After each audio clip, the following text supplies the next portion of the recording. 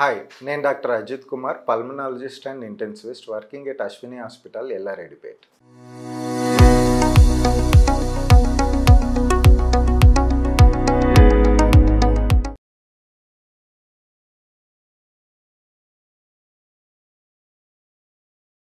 ఈరోజు నేను ఒక ఇంట్రెస్టింగ్ కేసు గురించి చెప్పాలనుకుంటున్నాను.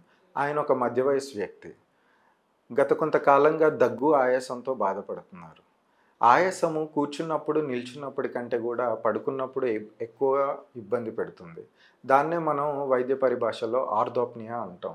దాంతోపాటు మొహం వాపు, కాళ్ళ వాపులు కూడా ఉన్నాయి. సో ఆయన గత నెల రోజులుగా ఇంచుమించు ఇదే ఇబ్బందితో బాధపడుతున్నారు. బయట ఎక్కడో చూయించుకున్నారు. ఆయనకి ఎక్స్రే తీసి ఎక్స్రేలో నంజు వచ్చింది, ఆ నంజుకు కారణం టీబీ అయి ఉంటుంది అని చెప్పి టీబీ మందులు ఇచ్చారు. సో గత నెల కాలంగా ఆయన టీబీ మందులు వాడుతూ ఉన్నారు. ఎంతకీ దగ్గు, ఆయాసం తగ్గకపోయేసరికి నా దగ్గరికి చూయించుకుందామని ఓపీడీకి వచ్చారు. సో నేను తరోగా హిస్టరీ తీసుకున్నప్పుడు ఆయనకు ఒక 6-7 సంవత్సరాల క్రితం గుండె జబ్బు వచ్చింది. స్టెంటింగ్ జరిగింది, అంటే యాంజియోగ్రామ్ చేసి స్టెంటింగ్ కూడా వేశారంట. సో నేను మళ్ళీ ఒకసారి ఎక్స్రే రిపీట్ చేశాను నా ఓపీడీలో. చెస్ట్ ఎక్స్రేలో everything was suggestive of pulmonary oedema.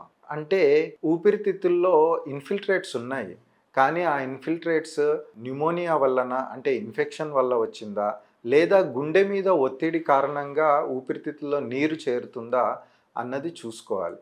So ఇతనిలో గుండె మీద ఒత్తిడి వల్ల ఊపిరితిత్తుల్లో నీరు చేరుతున్న లక్షణాలే ఎక్స్రేలో ఎక్కువగా ఉన్నాయి. అంటే కుడి సైడు ఊపిరితిత్తుకి ఛాతీకి మధ్యలో కొంతగా నీరు చేరడము, దాన్నే ప్లూరల్ ఎఫ్యూజన్ విత్ ఫిస్చురల్ ఎక్స్టెన్షన్ కూడా ఉండింది. అండ్ పెరిహైలార్, ప్రిడామినెంట్లీ పెరిహైలార్ ఒపాసిటీస్, అండ్ ఎక్కడ కూడా సజెస్టివ్ ఆఫ్ ఇన్ఫెక్టివ్ ఇన్ఫిల్ట్రేట్స్ లాగా అనిపించలేదు. సో నేనేం చేశానంటే అతన్ని అడ్మిట్ చేసుకొని బ్రాంకోస్కోపీ చేశాను.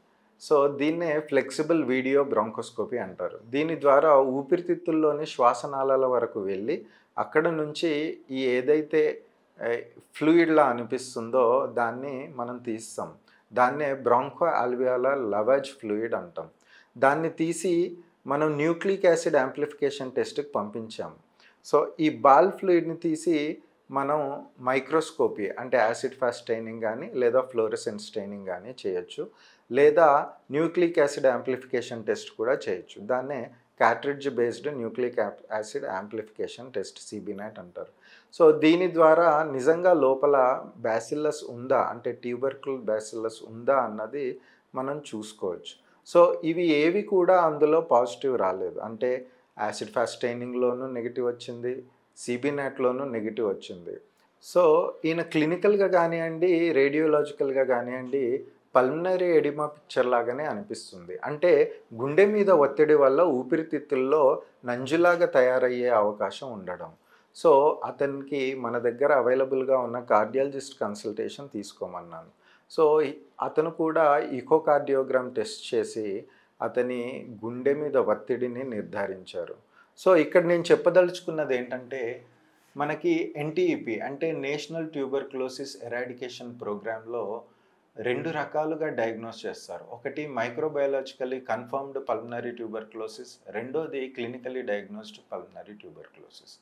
సో మనము క్లినికల్లీ డయాగ్నోస్డ్ పల్మనరీ ట్యూబర్క్లోసిస్ అనే నిర్ధారణకి వచ్చే ముందు we should have put in all the possible efforts to confirm microbiologically.